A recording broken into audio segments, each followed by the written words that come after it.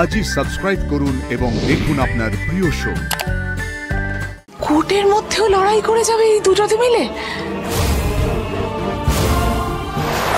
জোনাকি বিশ্বাস যে ফটোগ্রাফগুলো পেশ করেছে মহামান্য আদালতের সামনে অ্যাজ এভিডেন্স, আমি সেই ফটোগ্রাফগুলোকে চ্যালেঞ্জ করছি your honour. I feel every picture that has been provided, Your Honor, is morphed. Objection, Your Honor. আমার বিপক্ষের উকিল সত্যের পথে থেকে লড়াই করেন, সেটা খুব ভালো কথা। এই পেশায় ঠিক সেটাই করা উচিত, কিন্তু এটাও মাথায় রাখা উচিত যে সত্য আর মিথ্যাটাকে যাচাই করা খুব কঠিন একটা কাজ, এবং সেটা যখন কেউ পারে না তাকে চোখে আঙুল দিয়ে দেখিয়ে দেওয়া উচিত। তিনি এটা দাবি করছেন যে আমার পেশ করা ছবিগুলো মর্ফড, এবং এই একই ছবি তিনিও পেশ করেছেন, এবং সেই ছবিগুলো আমি খুঁটিয়ে দেখে যা বুঝেছি তাতে এই ছবিগুলো এতটুকু মর্ফ করা হয়নি। কিন্তু তিনি যখন বলছেন যে তদন্ত করা হোক, এই ছবিগুলো টেস্টিং ল্যাবে পাঠানো হোক, সত্য আর মিথ্যাটাকে যাচাই করা হোক, তখন বেশ আসুক, সত্যিটা সবার সামনে আসুক। আমি মহামান্য আদালতের কাছে একটাই আর্জি জানাবো যে আমার ক্লায়েন্টের বিরুদ্ধে যখন কোনো কিছুই প্রমাণ হয়নি, তখন আমার ক্লায়েন্ট মিস্টার সম্বিত চৌধুরীকে যেন জামিনে মুক্ত করে দেওয়া হয়।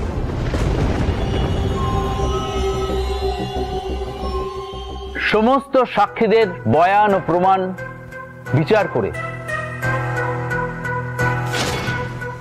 সম্বিত চৌধুরীর জামিনের আবেদন মঞ্জুর করা হলো।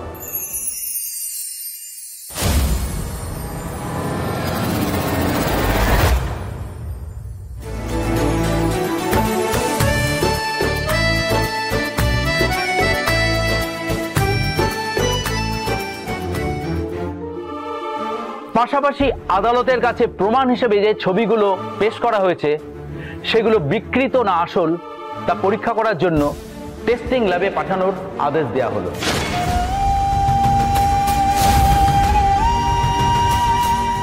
এই কেসের পরবর্তী শুনানি আগামী 12 জুন। The court is adjourned for the day.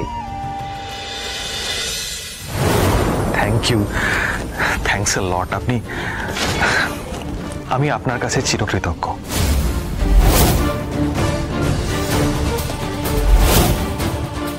শুধু জামিন নয়, আপনাকে সসম্মানে মুক্ত করে দেওয়ার জন্য আমি শেষ পর্যন্ত লড়ব।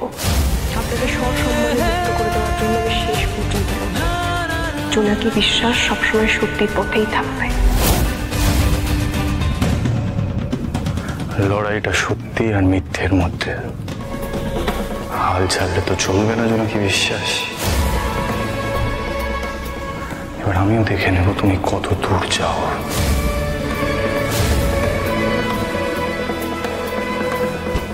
যে সত্যের জন্য ধ্রুব মিত্তির এতদিন গলা কাটালো, এত নাম ডাক যার, সেই সত্যিটাকেই আজকে মিথ্যে করে দিলে।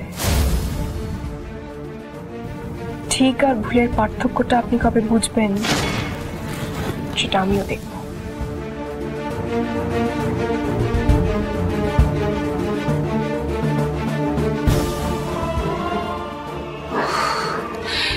এদের লড়াই কি জীবনেও থামবে না?